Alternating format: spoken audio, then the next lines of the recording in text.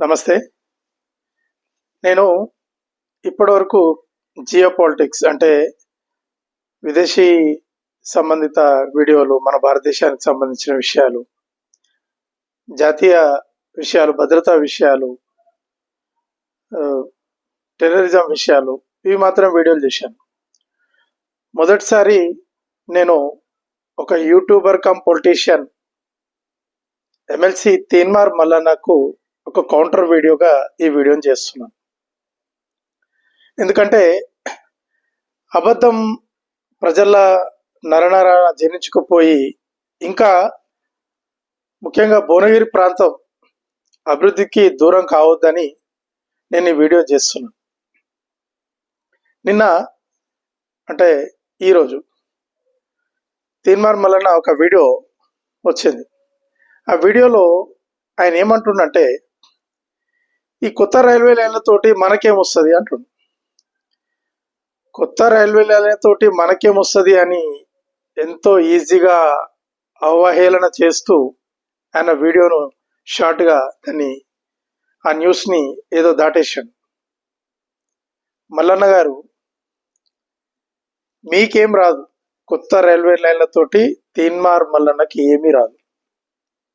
ఎందుకంటే తీన్మార్ మల్లన్న అనే ఒక రాజకీయ నాయకుడు, ఎమ్మెల్సీ, నీకు కారు ఉంది, నువ్వు కార్లో తిరుగుతున్నావు, పెద్ద కారు.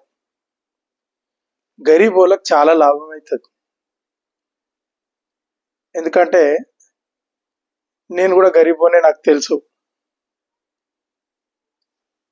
నువ్వు ఏం లాభం వస్తుంది అన్న దానికి నువ్వు ఒక పని చేయాలి. భువనగిరి దగ్గర అనంతారం అని ఉంటుంది, హైవే మీదనే. అనంతారంకు నువ్వు అనంతారం బస్ స్టాప్ కాడికి రేపు లేదా ఎల్లుండి ఈ వారంలో ఎప్పుడు వీలైతే అప్పుడు సాయంత్రం 7 నుంచి 7:30 ప్రాంతంలో నువ్వు వాడికి రా.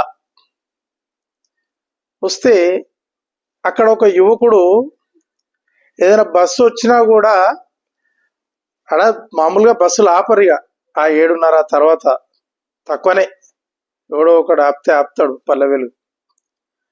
ఒక యువకుడు 30, 32, 33 సంవత్సరాలు ఉంటుండొచ్చు పాపం ఆ యువకునికి. ప్రతిరోజు ఆ టైంలో అక్కడ లిఫ్ట్ అడుగుతుంటాడు బైకర్స్ని. నువ్వు ఆ యువకుని తోటి మాట్లాడు ఏదో ఒక రోజు ఈ వారంలో. నీకు రైల్వే కనెక్టివిటీ వల్ల గరీబోళ్ళకి ఏమవుతుందో ఆ యువకుడు చెప్తాడు నీకు. ఆ యువకుడు సెక్యూరిటీ గార్డ్గా పనిచేస్తాడు అక్కడ ఒక కంపెనీలో. అతనిది వంగపల్లి గ్రామం. ఎందుకంటే నేను ఆ యువకునికి ఎన్నోసార్లు లిఫ్ట్ ఇచ్చిన, ఒకసారి 2 సార్లు కాదు. నేను ఆ టైమింగ్కి పోతుంటా కాబట్టి నేను ఆ యువకుడిని చూసి మరీ లిఫ్ట్ ఇస్తాను నేను. ఎందుకంటే ఆ యువకుడు లిఫ్ట్ ద్వారా బీబీనగర్లో దిగి బీబీనగర్లో ట్రైన్ ఎక్కి వంగపల్లిలో తన ఇంటికి పోతాడు. ఎందుకో తెలుసా మల్లన్న? బీబీనగర్కి వచ్చి వంగపల్లికి ట్రైన్ ఎక్కుతాడు. ఎందుకంటే 15-20 రూపాయలతో అయిపోతుంది కాబట్టి. ఆ యువకుడు బస్సు ఎక్కి వంగపల్లికి పోలేడు, అంత డబ్బును ఖర్చు పెట్టలేడు. అతనికి వచ్చే జీతంలోంచి ప్రతిరోజు బస్సు ప్రయాణానికి అంత ఖర్చు పెట్టలేడు. అతడు బీదోడు, గరీబోడు. ఇప్పుడు తెలంగాణ రాష్ట్రంలో అతి తక్కువ ట్రైన్ కనెక్టివిటీ ఉన్నది దేశంలోనే. దేశంలో అతి తక్కువ ట్రైన్ కనెక్టివిటీ ఉన్న రాష్ట్రం తెలంగాణ. ఈ విషయం ఏ రాజకీయ నాయకుడు మాట్లాడు.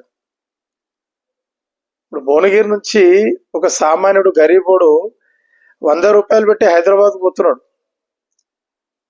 కేసీఆర్ గారు పుణ్యం కట్టుకొని ఉంటే ఎంఎంటీఎస్ 10 ఏళ్ల కిందనే అయ్యింది. 20 రూపాయలు పెట్టి ప్రయాణం చేసేవాళ్ళు. 80 రూపాయలు గరీబోనికి చాలా మ్యాటర్ చేస్తుంది మల్లన్న. చిన్న ఉద్యోగాలు చేసుకునేటువంటి రైలు ప్రయాణాలు చాలా మంచిది. అతను 12,000, 15,000 ఉద్యోగం చేసుకుంటాడు హైదరాబాద్లో సిటీలో. ఒక పాస్ తీసుకుంటే 400కు 500కు పాస్ వస్తుంది. ప్రతి నెల ఆ పాస్ తోటి గడిచిపోతుంది. రోజు 100 రూపాయలు పెట్టలేడు కదా బస్సులకి. 100 కాదు 200 అవుతాయి. నేను వన్ సైడే చెప్తున్నా 100 అని. కాబట్టి మూర్ఖంగా మాట్లాడి నోటికొచ్చింది యూట్యూబ్లో పెట్టి నీ ఛానల్లో పెట్టి గరీబోళ్ళని ఇంకా ఆగం చేయకూరు. మీరు దాటేసారు. మీరు కార్లు ఎక్కిరు. మీరు గరీబోళ్ళు ఉండే ఇప్పుడు పెద్ద కార్లలో తిరుగుతున్నారు. కానీ అందరూ బాగుపడాలని కోరుకోరు. 10, 15, 20 ఏళ్ల కింద రావాల్సిన ఎంఎంటీఎస్ ఇప్పుడు వస్తున్నది. మీరు రాజకీయ నాయకుల వల్లనే ఇది జరిగింది. దేశంలోనే అతి తక్కువ రైల్వే కనెక్టివిటీ ఎందుకు తెలంగాణలో ఉంది?